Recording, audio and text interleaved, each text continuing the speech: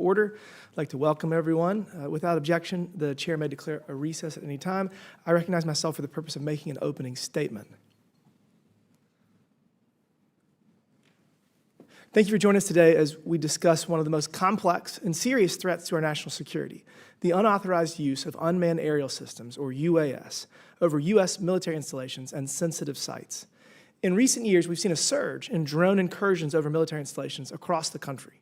In 2024, the Department of Defense stated that there are more than 1 million drones registered in the United States and estimated that there are more than 8,500 drones flown legally across the country every day.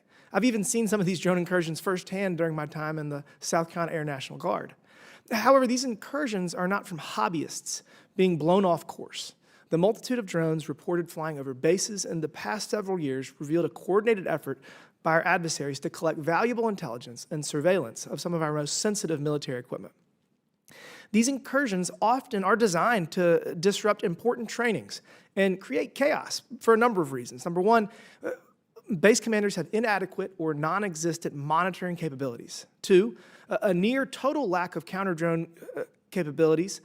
Three, unclear standard operating procedures to guide base commanders' responses and decision-making. And finally, four, ambiguous legal authorities both on and off base.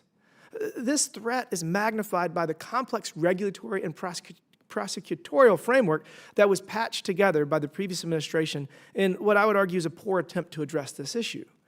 Right now, the Department of Defense, Federal Aviation Administration, Intelligence Community, Department of Justice, and Department of Homeland Security are all involved in some aspects of the counter-UAS efforts.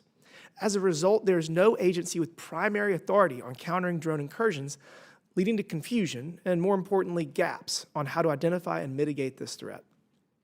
This interagency failure was on full display last winter when hundreds of drones were spotted in the skies above New Jersey and other parts of the Northeast. After several temporary flight restrictions and mass confusion among state, local, and federal partners, the Biden administration provided the public no answers what was happening above them. However, with only a few weeks of the current administration taking office, they revealed that the drones over New Jersey were actually authorized by the FAA. This instance raises multiple questions as to why the previous administration left the American people in the dark for over a month when they knew the simple truth. Another notable incident occurred at Langley Air Force Base in December of 2023. Over 17 days, unidentified drones repeatedly breached our sensitive military airspace, one of most America's critical installations. The F-22 Raptor squadrons were moved to alternate bases to lessen exposure, and discussions were initiated on installing physical countermeasures. These are not isolated incidents. In February, the commander of NORAD and NORTHCOM testified to Congress that there were over 350 detections of drones at 100 different military installations last year alone. Additionally, since 2023, 2 Chinese nationals have been arrested for illegally flying drones over military installations to conduct surveillance. One of these individuals was caught attempting to flee the U.S. and return to China with sensitive footage he had recorded. Today, this committee will hear from officials from the Department of Defense on what the Trump administration is doing to help combat this issue and bring an end to these illegal drone incursions. We must demand full accountability, expedited technological upgrades, and enhanced oversight to safeguard our sovereignty and ensure that our military remains unexposed to foreign surveillance and potential threats. I'm hopeful that our witnesses here today have suggestions on how Congress can help empower the right federal agencies to combat this problem and secure the skies above our military bases. I now recognize Ranking Member Subramaniam for the purpose of making an opening statement. Thank you, Mr. Chairman. Thank you for holding this important hearing, and thank you to our witnesses for being here today and for your service to our country and to making our airspace safe. It's clear that UAS is an issue right now. It's the future of warfare, from the war in Ukraine to our own military bases in the continental United States. We are seeing real time that UAS are redefining how battles are fought and how intelligence is gathered. And I believe it's been 350 drones that have been reported in the last year over 100 different military installations. That's 350 different potential national security breaches that we know of.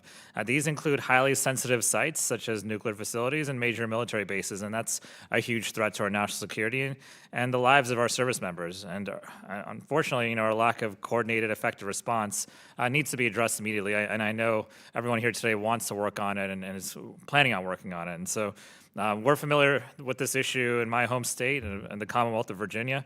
In December 2023, service members at Langley Air Force Base in Virginia saw drones hovering over their airspace for 17 days. And Langley, for those who don't know, is home to key national security assets like the F-22 Raptor stealth fighter, and it plays an important role in keeping us safe here in our nation's capital. And so we also have some important naval assets in that area too.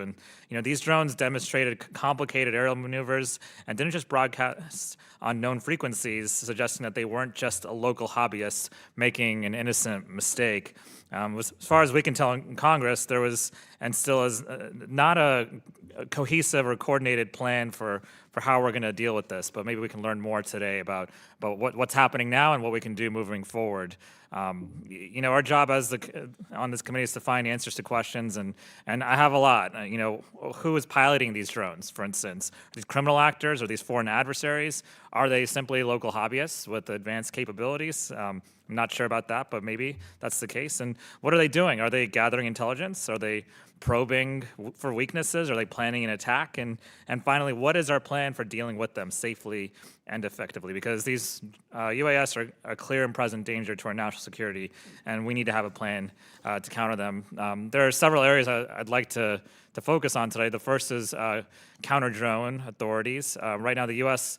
law allows the Department of Energy, Justice, Defense, and Homeland Security to detect and respond to drone activities in certain situations, such as nuclear facilities, for instance, missile defense assets, or other covered facilities. But only around half of all military installations actually fall under this definition of covered facility, which is why I think this may be something we should look at for change. The second is counter-drone technologies. It's not just as simple as shooting them down, as we know.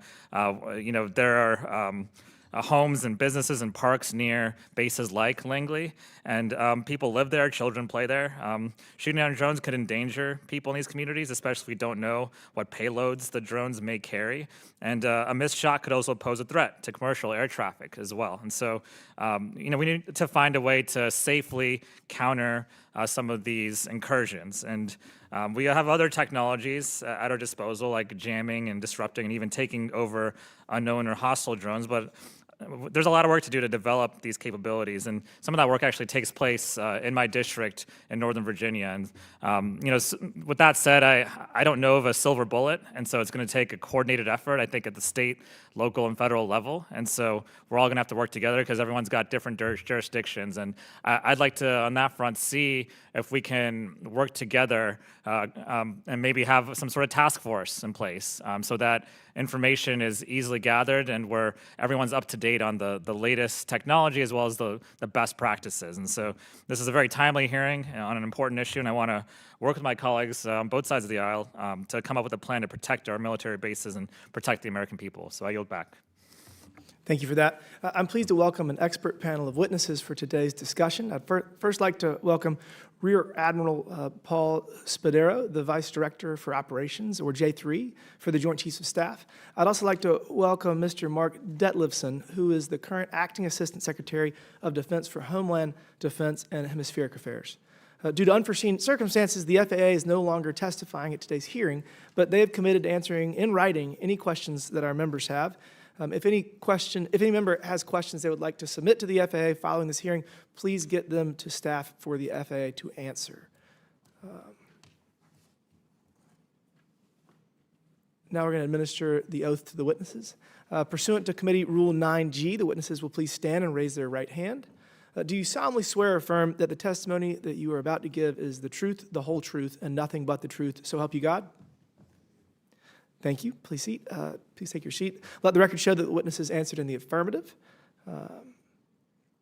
We appreciate you being here today and look forward to your testimony. Let me remind the witnesses that we will have read your written statement, and it will appear in full in the hearing record. Please limit your oral statement to 5 minutes.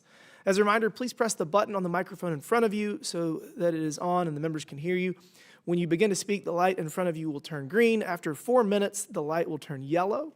When the red light comes on, your 5 minutes have expired, and we would ask that you please wrap up. I now recognize Rear Admiral Spado for his opening statement.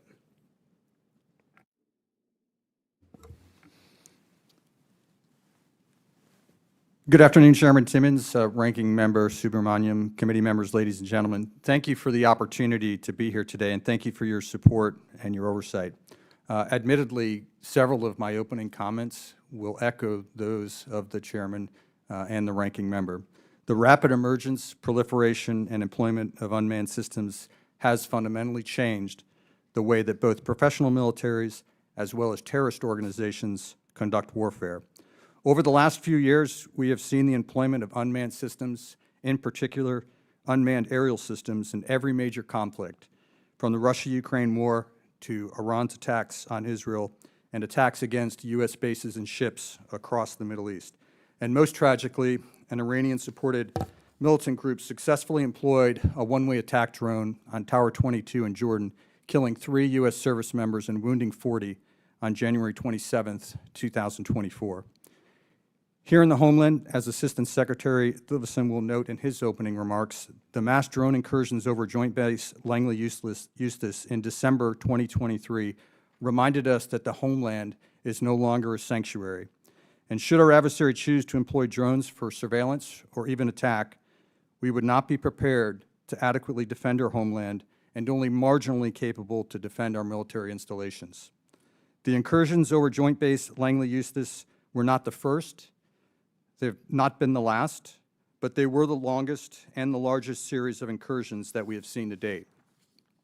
In the comprehensive review of that event, as well as in the actions we took in follow-on incursions like those that occurred over Plant 42 in Palmdale, California, and over Picatinny Arsenal and Naval Weapons Station Earl in New Jersey, have resulted in improvements.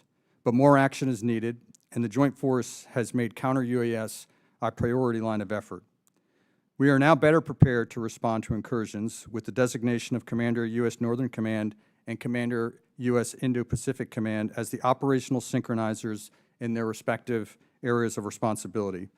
Last year, and within weeks of being assigned this role, General Guillot, the Commander of U.S. Northern Command, released a comprehensive commander's assessment that has served as a roadmap to building the necessary command and control and standard operating procedures to address the drone threat. Over the last year, we have also invested in education and training against this threat. NORTHCOM has been the central driving force for the work being done by several organizations in partnership with industry to deliver the domain awareness and counter-UAS systems that we require. And lastly, we are progressing well in our completion of the counter-UAS tasks assigned to us in the fiscal year 25 NDAA.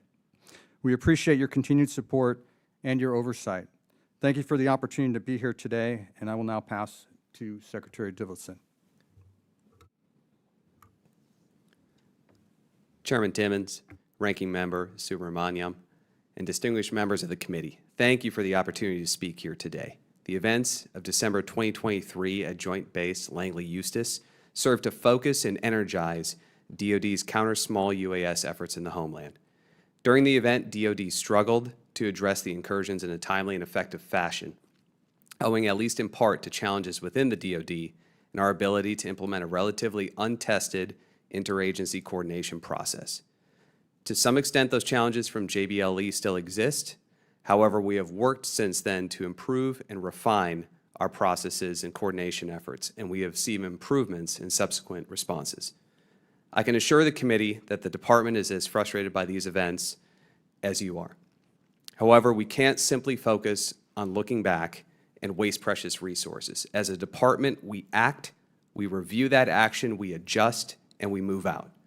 Today, I'm here to tell you that we are continuing to move out. I'm confident that we are in a stronger position to defend DoD installations today than we were in December of 2023. We are fighting this threat on 3 fronts: internal process reviews, generating better domain awareness, and clarifying commander's authority and legislation. Internally, we must focus on the ability to provide response at the speed of relevance.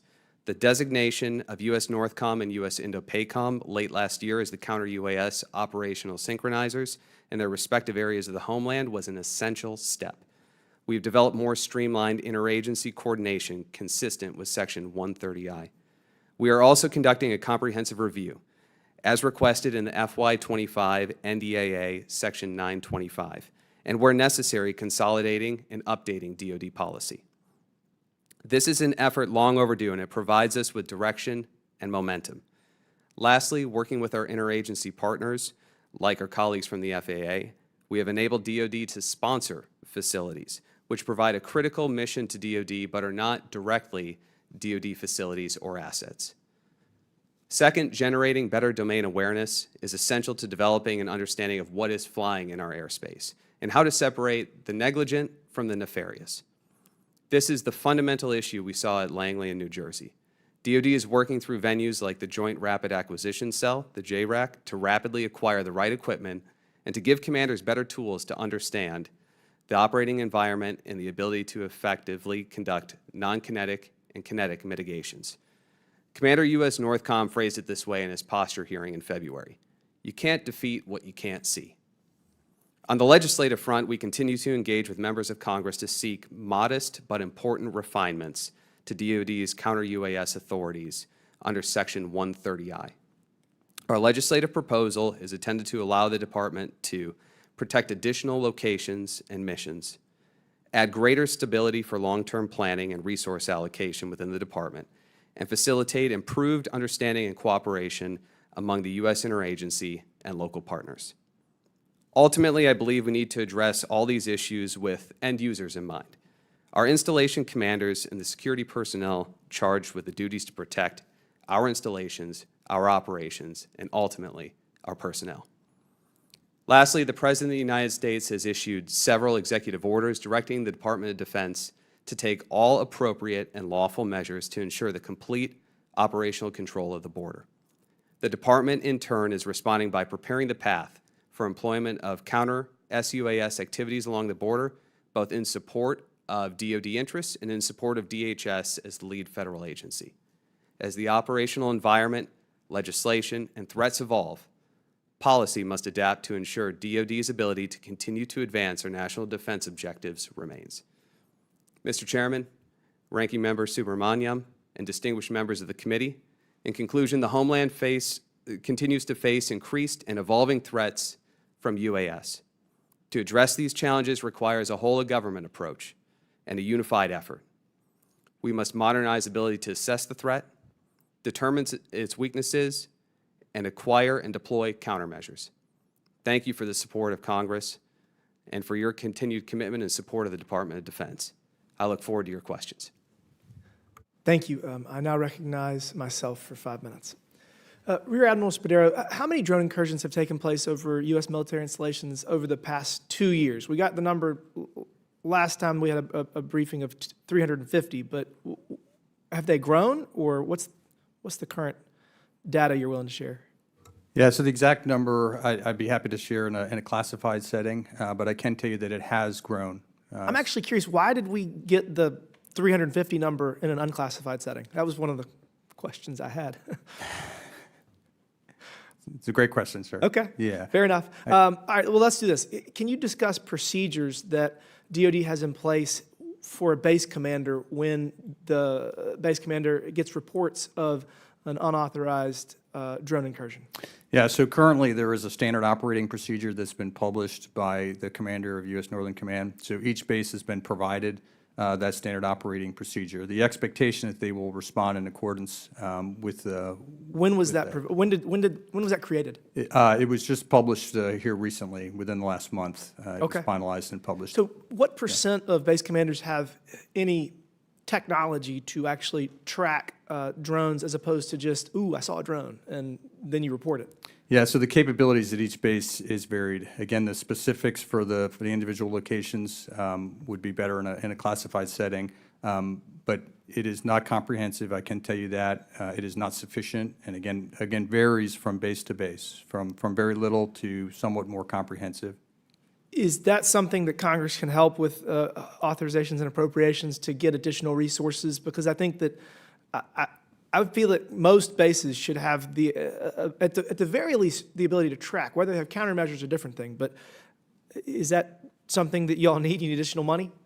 Yes, sir, absolutely. I think the development, fielding, the acquisition, distribution of domain awareness sensors is the critical first step. It's not the only thing. Obviously, we need a method to exert command and control so that we can build a common operating picture, because it will take layers of different sensors, because one sensor may be better against certain UAVs and certain flight profiles, and you may have to rely on different sensors to round out the picture. So being able to fuse all that together to get the complete picture will be necessary. And then, as you mentioned, getting to a point where we could actually respond, that's an entirely next investment that needs to be made.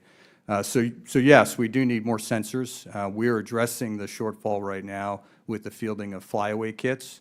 So these will be kits that will be available for bases that have very limited capability to detect on their own and build domain awareness. And should they have an incursion that they're unable to resolve, they would solicit the help from Commander U.S. Northern Command, and this flyaway kit, as well as expertise and additional resources that would be required, would be immediately deployed to that location. So I guess resources are probably fairly easy, and y'all are going to work on telling us what you actually need from a technology perspective. But the other side is the authority. So, I mean, does a base commander have clear authorities what they can and can't do relative to whether the drone is in their airspace or just outside their airspace? And is that as big or bigger of a problem? So all of our installations have the authority that's afforded them under the standing rules of engagement and the standing rules for the use of force. In those rules, if they can establish that there's hostile intent or hostile act, then they not only have the authority, but they have the absolute right and responsibility to respond appropriately to protect themselves, forces, as well as DoD property. So those are standing rules that they have. Now, being able to discern hostile intent and hostile act, as referred to in the opening comments, may be very challenging. Is this negligent activity being conducted by someone just flying a drone irresponsibly, whether that is a recreational enthusiast or it is someone that's using a drone for commercial aspects? So it can be a challenge here in the homeland to determine that. So a base commander has the authority to, for example, arrest a Chinese national that's a quarter-mile off base? He does not have the authority to detain someone that is off base. He would have to coordinate with local law enforcement to apprehend someone that is operating a drone outside of the base. Now, I know Secretary Dvilson will talk about 130I authorities, which is something that we really do want to talk about today, because I think it's important. But under 130I authorities, there is some additional room to respond. For a covered facility, merely the presence of that drone conducting unauthorized surveillance or suspected of conducting unauthorized surveillance or interfering with operations, as you referred to in your opening statement about the interference with F-22 operations, that would meet the standard for response rather than having to determine hostile intent or hostile act. Thank you for that. My time has expired. I now recognize the gentleman from Virginia, Mr. Subramanian, for 5 minutes. Thank you, Mr. Chairman. I wanted to go back to something I mentioned a couple of times, which is what is a covered facility and a not covered facility. And Real Admiral Spado, if you're not a covered facility, what does that mean? Like, does that impair your ability to respond? And what do covered facilities have that non-covered ones don't?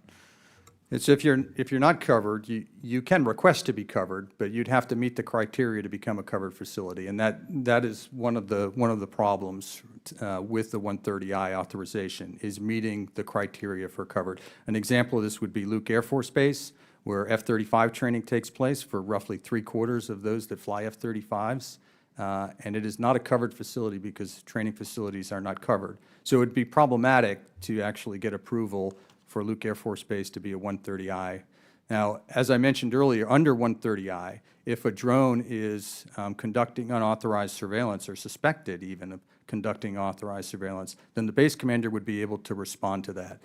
Unauthorized surveillance may or may not meet the criteria of hostile intent, which would give you the authority to respond under the standing rules of engagement and the standing rules for the use of force. So it relieves some of the burden on that base commander to determine that there is an imminent threat.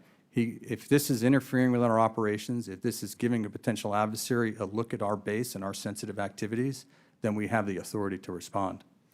And mentioned before having to reach out to local jurisdictions if someone's operating UAS outside of a base. And what kind of coordination is currently being done with state and local jurisdictions? Is it sort of ad hoc, or is there like a process in place right now? And does federal law limit the extent of engagement with state and local? And how can we make that better?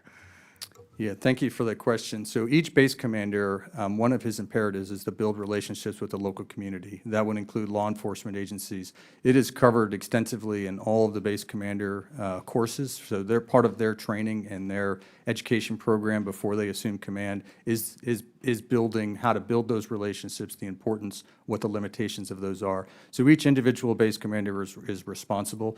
There are additional lessons learned and protocols and best practices about how to engage law enforcement on this particular threat. But those occur at our bases and did occur at Joint Base Langley-Eustis. They had a very tight relationship with local law enforcement, with sheriffs, police departments, as well as other federal agencies, law enforcement agencies that have capability in that area. And they did respond in concert together to try to apprehend individuals that were responsible for that drone activity over the base.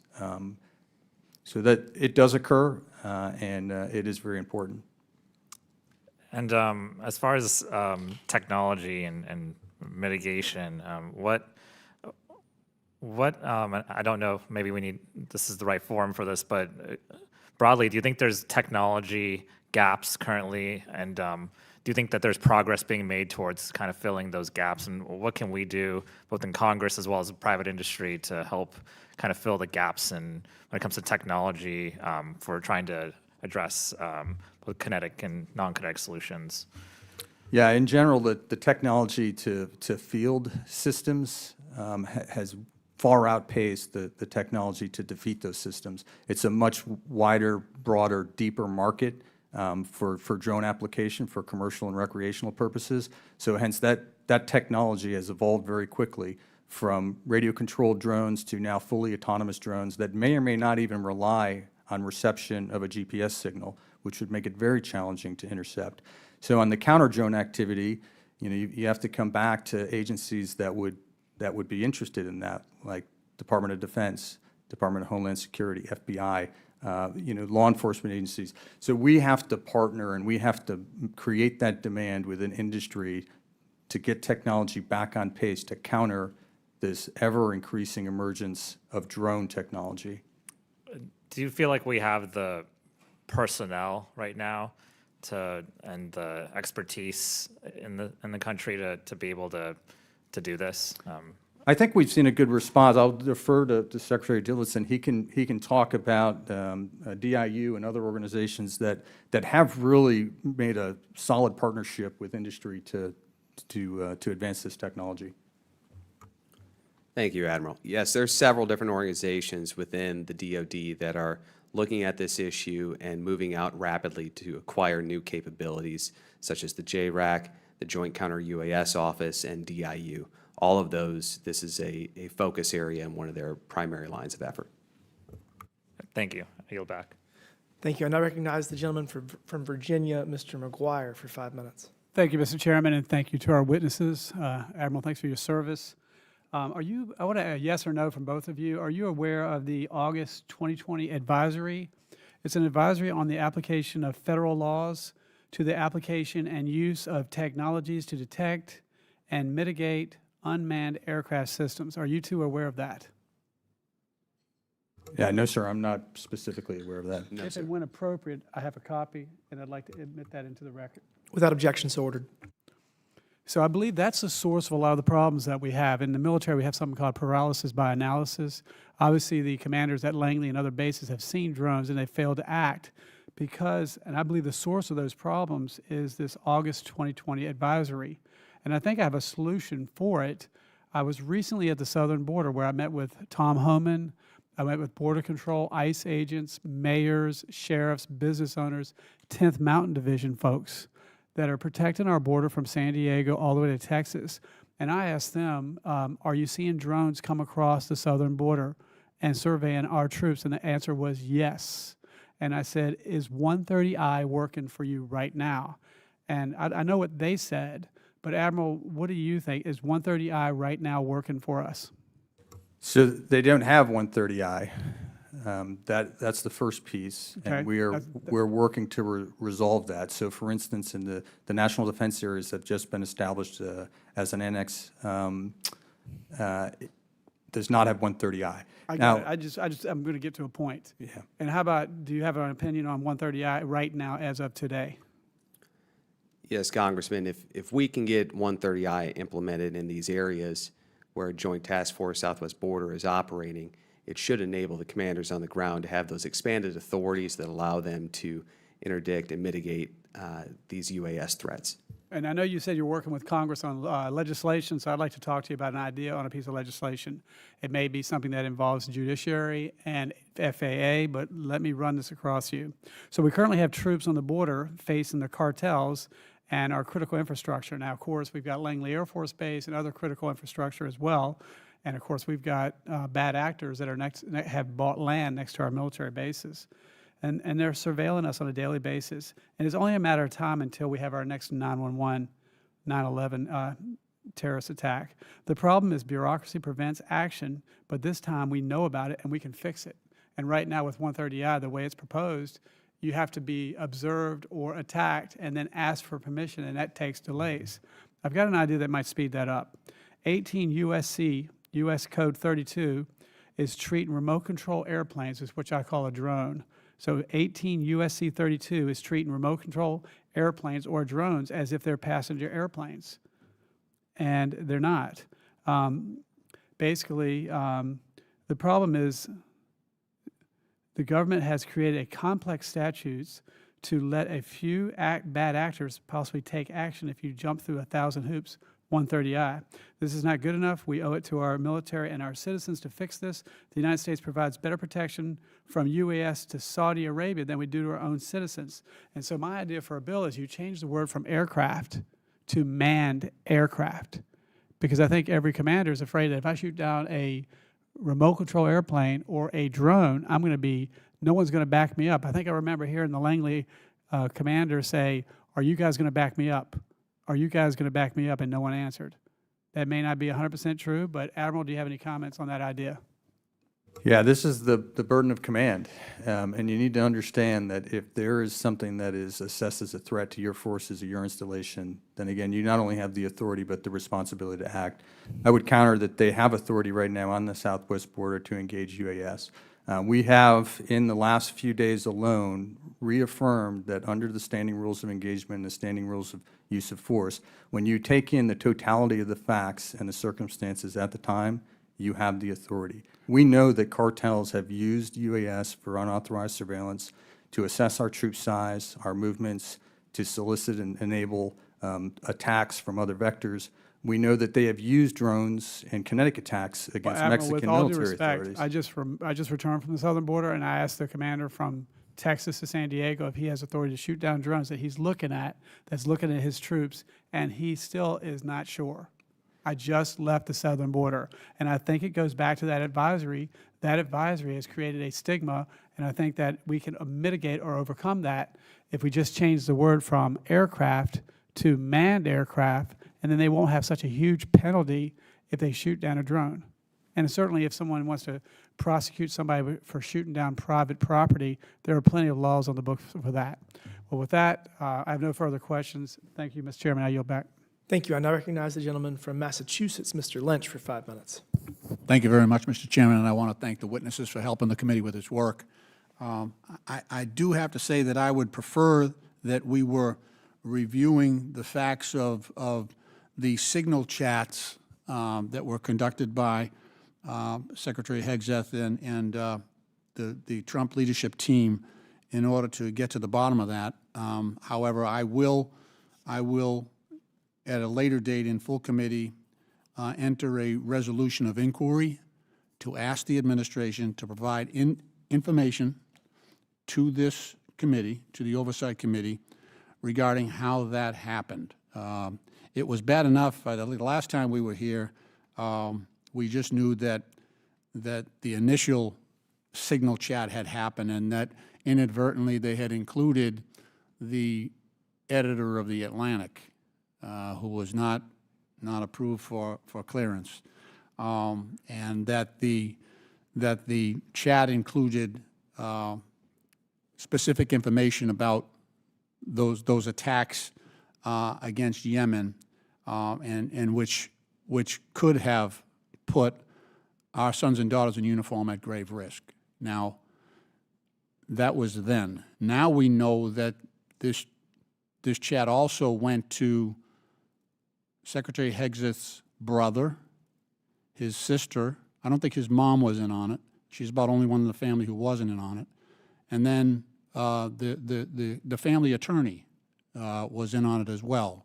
So that's a whole set of people who were not authorized to be on that chat, again, that disclosed, classified information and actionable intelligence about an impending U.S. attack in Yemen.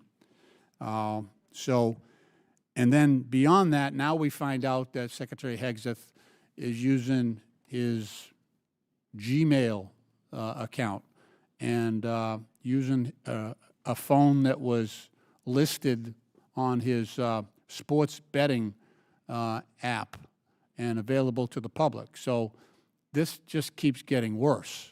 I know that is not the fault of these witnesses, and they probably cannot illuminate the circumstances, but I will be filing that resolution of inquiry asking for the White House to provide that information, because that is important. It's not partisan politics.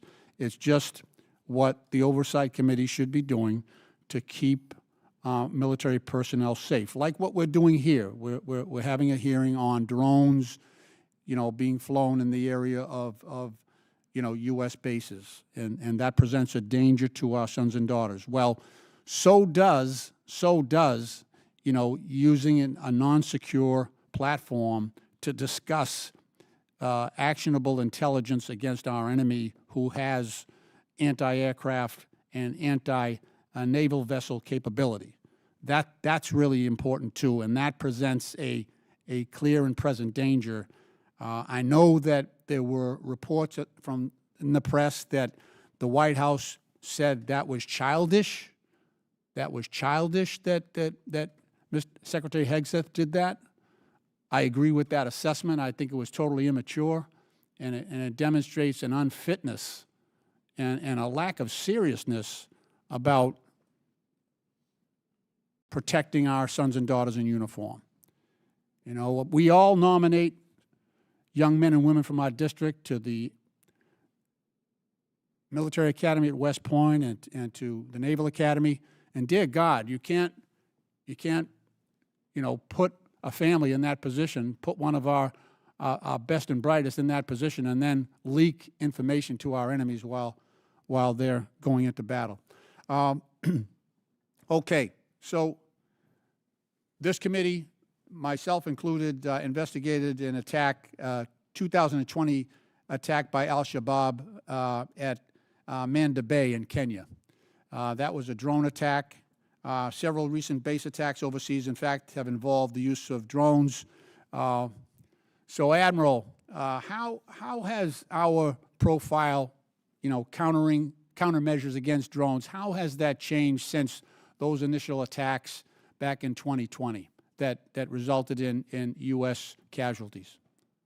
Yeah, so since that time, we've fielded a number of new systems across a variety of the spectrum, electromagnetic as well as electro-optical and infrared sensors to build our domain awareness. We've also fielded a number of kinetic systems that shoot interceptors or use some sort of munition, and they're deployed at our most vulnerable and most likely to be attacked facilities overseas. That is where the bulk of our counter-UAS capability is actually located, is overseas, and hence the problem here in the homeland is we have very limited and sparse and distributed capability across the multitude of installations we have. Thank you, Admiral. Thank you for your courtesy, Mr. Chairman. I yield back. Thank you. I now recognize the gentleman from Arizona, Mr. Biggs, for 5 minutes. Thank you, Mr. Chairman. I just want to briefly comment about the previous questioner. Once again, going with the woke media story and not bothering to mention the success of the strikes which restored freedom of navigation, protected shipping lanes, kept Americans safe. Nor did he bother to mention that the encrypted service that was being used was one recommended by the previous administration, by DHS guidance. But my questions with regard to this topic is for both of you, and you can just this is the context. So do we have the technology to discover that there is UAVs in the neighborhood of our bases? Yes, Congressman, we do. Okay. And can we track, if a UAV is there, can we track it? We have the technology to track it? Yes, Congressman. Okay. And then you could interdict it if you chose to at every base? We have different options for interdiction, Congressman, across a spectrum Right, for the but- commander to use their best judgment. But you could interdict if you chose, if you so chose, and you have authorities under 130I, perhaps, depending on the command chain there, right? I mean, you could make that point, right? Depending upon the installation and whether it's a covered installation, Congressman, you would have the 130I additional authorities. But as the Admiral has said, there's always the ability to respond if there's hostile intent for that base commander. But you have to determine hostile intent, and that's the problem, right? Admiral Spado, could you explain how unauthorized drone activity, even when it's caused by recreational or commercial users, diverts critical security resources away from responding to legitimate national security threats, please? Yes, Congressman, thank you for your question. If we go back to New Jersey and you know, that activity, once the FAA put the temporary flight restrictions in place, and there was, you know, very broad and comprehensive coverage of that by the media. Many of you spoke about it. Many of the members of Congress talked about the anxiety that was building in the community due to the high level of sightings. Once that word got out, that public messaging about responsible drone use, once the word got out about the flight restrictions, we saw a rapid decline in the number of sightings. The drone activity essentially went away. And we don't want it to get to the point where we have to do that every time. If we can message to the public that responsible commercial and recreational application of your drone is an imperative to prevent diverting our attention and our resources, both from investment, training, and response, we're going to be better at defending the homeland. But if we have to continually be aware of negligent drones flying into our base, it is going to divert attention. That's not to say that we don't need to address this threat, because as was brought up by this committee, and we agree with, our adversary has demonstrated that they will use this type of activity for unauthorized surveillance, for espionage. Yeah, and let's add to that for a second, and that is the coupling of AI, which is moving rapidly forward and providing autonomous navigation, obstacle avoidance, deep learning, computer vision, easier to become weaponized, real-time image recognition, target identification. So I would like briefly, if you could, either one of you want to talk about the threat of AI going to, coupled with drone technology, to become an increasing, actually exponentially increased threat to our national security. Congressman, it's a great question. Thank you for that.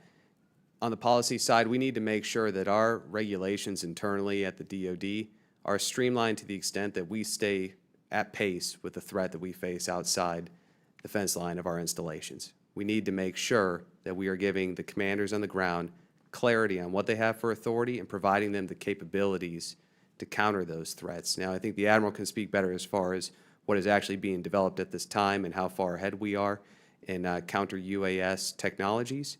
But as far as the policy purview is concerned, I know from the Secretary of Defense front office down, we need to give the warfighter every capability they need to keep our service members safe. I know that I'm not going to have time to hear your answer, Admiral, sorry, but With regard to the policy, I would ask that you work with the chairman of the subcommittee on policies that need to be rewritten, perhaps through legislation that we can do to facilitate defending against this combination of AI and drone technology, which is advancing very rapidly. And Mr. Chairman, to that extent, I have some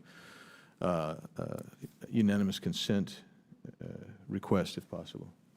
So, Yes. Yeah, the first one is autonomous ascent, how AI is reshaping the future of the UAV industry. Another piece, mystery drones swarmed a U.S. military base for 17 days. And next one, what we know about the Langley Air Force Base drone incident. Without objection, so ordered. Thank you, Mr. Chairman. Thank you. I now recognize the gentleman from Texas, Mr. Cloud, for 5 minutes. Thank you, Chairman. Thank you for bringing up this very important topic that's very timely. And thank you, Admiral, especially for your service and those in uniform behind you for what you do to protect and serve our country. It occurs to me that we're discussing this issue, but it seems to me like it's as much a system of some of the bigger issues we've seen at the Pentagon in regarding our stance just on the world stage, in the sense that, you know, I wish we were talking today about how advanced we are and how forward-thinking we've thought about this, and that we've invested in these new technologies, and that we're leading the world in it, and when we look at drones and drone incursions. But yet, for me, you know, I've considered that funding our defense is our #1 constitutional duty in Congress. My biggest concerns have been that sometimes we are funding legacy systems that are outdated as opposed to investing into where the puck is going, so to speak. And while the funding for this is in lots of different buckets, my analysis, looking through a bunch of it seems like we're spending about $22 billion-ish in the last budget on fighter jets, and maybe $1 billion on drone and counter-drone technology together. Maybe off a bit because, again, it's in a lot of different pockets. But it's that concerns me in the sense of, you know, we're talking about military incursions over our base. We're talking about one drone coming and what we can or can't do about it. I think from the American taxpayer who's sitting at home going, we're spending $800 billion roughly on defense, and we can't shoot a drone down. It's just a frustrating experience because we want to think that we can do that. So, as has been mentioned, us needing to do our job to make sure that you have the capabilities to do it. But I would also wonder how much of this is a little bit of a reactive stance in command, being more concerned about CYA, so to speak, as opposed to protecting the assets and the intelligence and the information that is available on that base. You mentioned that you recently developed the SOP, I guess about a month ago. That was news to me. Could we get a copy of that sent to this committee? Yes, sir. I don't see a problem with that. I'll coordinate with Commander, U.S. Northern Command. Okay, that would be much appreciated. And you know, we all remember the what I would call Biden's balloon blunder, where we had this balloon come across. We sat here and watched it for days. I went to a meteorologist at one of the local news stations, and he was tracking it and predicting where it was going to go, and yet we were watching it go over bases and not doing anything about it. How much is this is just not the will to act versus legitimately you being prohibited legally from doing things?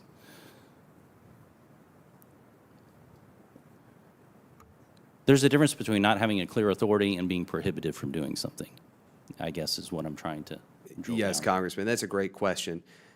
For us on the policy side, we seek to clarify the authorities for base commanders so that they understand exactly what they are able to do. And as you pointed out, sometimes there may be a little bit confusion because of how the language is given out or guidance is pushed down to the lower levels. During our review of counter-UAS policies, as prescribed in Section 925 of the FY25 NDA, we've gone back and we've reviewed all of our counter-UAS documentation. For example, Section 130I It was at about 130 pages. We've cut that down to 20 pages now. So we're looking to streamline our processes as much as possible so commanders understand what they have for authorities. That's certainly very helpful. And I guess, if I could convey kind of the angst of the American people, we're looking at this and thinking, okay, there's drone incursion into the United States. There's bad actors within our borders now who have the ability to even attack infrastructure. I mean, we're talking military bases, but it could be electric power lines, it could be pipelines, it could be anything at this point. And we seem very like we're approaching this from a very bureaucratic standpoint as opposed to something that literally could be a problem next week. And I'm wondering what we can do and what we can help you do in the sense of urgency that could be needed. We have bad actors even at state level within our borders because, we had open borders for the last 4 years. So the terrorist activity that's now in our country, bad actors from other state that don't have the best interest of our country in mind are here with this kind of capability. And what can we do to speed up this process so that it's handled with the urgency as opposed to kind of like this curious bureaucratic question that needs to be resolved? That's a question. What can we do to speed it up, both from DOD and from Congress's standpoint to support what you need? Thank you for the question, Congressman. We have a legislative proposal working through the Pentagon right now focused on 3 areas where we could improve Section 130I. In the Department's opinion, we don't want this provision to sunset. We want to make sure that the authorities continue forward. There is an expiration date on 130I authorities next year. We also want to expand the locations and missions covered under 130I.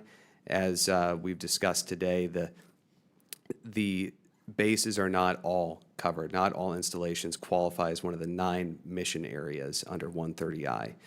So we'd like to expand that to cover all installations. And then we'd also like to facilitate data sharing because right now data sharing from the DoD side is limited only in the pursuit of a legal case against a particular individual or group. We're not able to share data with our interagency partners to improve our tactics, techniques, or procedures.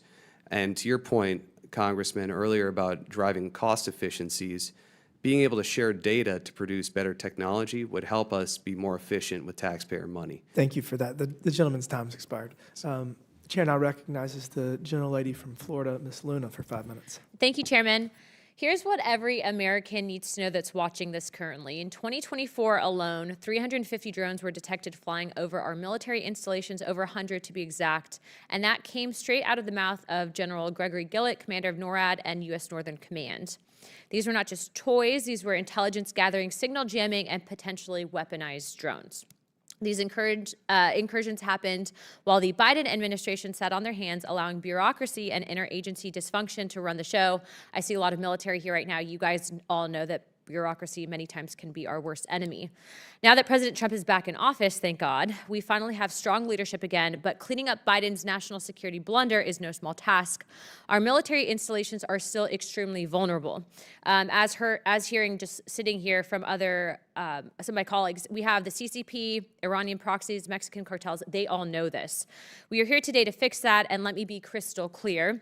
As I'm sure many of you would agree, if you are flying unauthorized drones over military installations, you should expect it to be shot down.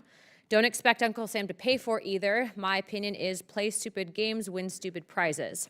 Now, Admiral Spado, I've heard directly from General Gillett in February, 350 drones, incursions over 100 military installations in 1 year. I know that this is not your fault directly, but this is a massive security gap and an utter failure. Under current authorities, what is preventing base commanders from neutralizing these immediately, in my opinion, going out there with a shotgun and shooting these things down? Well, thank you, ma'am, for the question. I wish it were as simple as shooting it with a shotgun, but it's not. Depending on elevation, but what's stopping it? Is it still the bureaucratic red tape and sign-offs? Because in my opinion, if you're flying something like this that can collect jam communications, maybe carry explosives, collect surveillance on classified systems, I don't think that you should have to be required to make a phone call. I think that if you see it, you should shoot it down. Yes, under 130I, unauthorized surveillance would meet the standard for engagement. If it were interfering with your operations, it would meet the standard for engagement. If you're not a 130I, then again, back to the rules of engagement and establishing hostile intent or hostile act. But you may get there. So just the presence of that drone over your base may meet hostile intent or hostile act. There is not a set of circumstances, I can tell you, in every case, and go down a checklist, okay, you met it, go ahead and shoot. Sir, I mean, I think you might agree. If you are flying a drone in any capacity, I don't care if it's civilian or not, over a military installation, I don't even think you should have to go to a checklist. I think that it should automatically be taken down. Yeah, and that's the preference to invoke 130I, is to relieve that burden, because we do agree that unauthorized access to our bases poses a threat. Even if there aren't sensitive activities, it does provide surveillance of our force posture, our weak points, our vulnerabilities, descriptions, geographic details of the base. All of the information, right? They can gather intelligence piece by any means necessary. So we do want 130I protection because we'd like to relieve that burden. Now, engagement still needs to meet the standard, the responsible standard. You have to do a collateral damage assessment before you can engage. Well, I have a anywhere. feeling with this administration and the members on this panel, I think that you'll probably get there. So help is on the way in that regard. Mr. Dvilson, hopefully I said that okay. Do you believe that foreign adversaries like China and Iran exploit the jurisdictional chaos under the previous administration to increase their drone activity over U.S. territories? Yes, Congresswoman. I think our adversaries take advantage of every weakness that we have in our system, and they're constantly probing, trying to find an entry point. Okay. Well, let me just be crystal clear for the record. If you fly a drone over an American military base, it should be blown out of the sky. I don't think that this is a controversial perspective to have. No phone calls, no paperwork, no permission slips. But under the Biden message, I think it was more or less the message of fly wherever you want. We'll kind of deal with it later. But be crystal clear, under this administration, the message is FAFO. For decorum sakes, we won't interpret that, but just mess around, find out. You guys all know what that means. We have the technology, we have the capability, but what we lacked up until now is the courage to act without apology. This isn't about drones, it's about deterrence. It's about restoring the kind of unapologetic strength that keeps our enemies at bay and our warfighters safe. I yield my time. Thank you guys so much for being here today. You guys look great in uniform. And you do too, ladies. Thank you. In closing, I want to thank our witnesses once again for their testimony today. I now yield to Ranking Member Subramaniam for closing remarks. Thank you, Mr. Chair. I think, let's keep it brief, that I think we have some good ideas that we can maybe turn into legislation, and we can hopefully make sure that we empower bases to both have the right technologies to address this, as well as to make sure more military installations are covered under statute potentially, make sure there's better coordination with state, and local, and federal, and make sure that overall we have a workforce and the capacity to be able to address these challenges. So I'm glad we are all on the same page on that front, and I look forward to working on this together. Thank you. I yield back. Thank you. I now recognize myself for closing remarks. It seems that we're a bit paralyzed here in Congress to deal with emerging technology. I've been working on cybersecurity legislation for the last 6+ years, and it has to go through the bill that we need. A comprehensive bill would have to go through at least 10, maybe more committees of jurisdiction to get it right in the House, and probably another 5+ in the Senate. And we are just unable to do what we need to do to address real national security issues in the realm of cybersecurity. And I fear that it's going to take some tragedy to cause us to act in that capacity on cybersecurity. I don't think drones are much different, both because of the complexity, the challenges that we face from a legislative perspective, whether it is authorizing and appropriating the money to purchase the necessary technology to monitor, to then engage with and disarm drones that are posing a threat, or whether it's the authority side to address the legal concerns that are very real. And it's probably not going to get done in one bill. It's going to probably be a number of bills, and there's going to be a lot of interest surrounding how we do it. As I think about this issue, the Chinese New Year drone was one of the most amazing things I've ever seen, and it also was very troubling. That display of, I mean, I guess it was an AI-enabled drone swarm that was basically providing entertainment. But while it was very entertaining, it's also terrifying.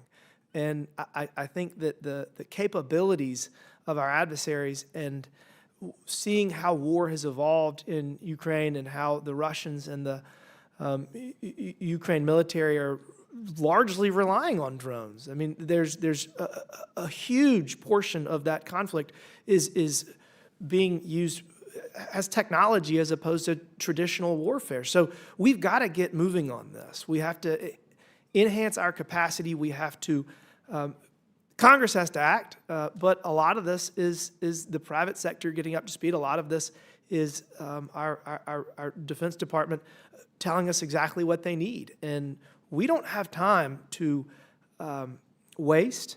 We've spent enormous amounts of resources to make sure that we have a 24/7, 365 air alert mission for fighter jets to be deployed. And I'm not sure how good that capacity is right now, considering that a couple dozen drones could severely impede our ability to get jets off the ground. So, I mean, this is a huge, huge challenge, and we need to act before it is too late. I appreciate y'all taking the time to come here today. It seems that we are moving in the right direction, and I appreciate your work to help get us where we need to be, and I look forward to working with my friend, the ranking member, to craft some legislation, and I will, with that, I will yield back. Thank you again for being here today.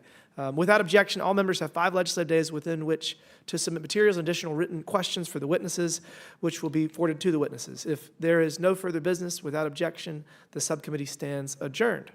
Thank you.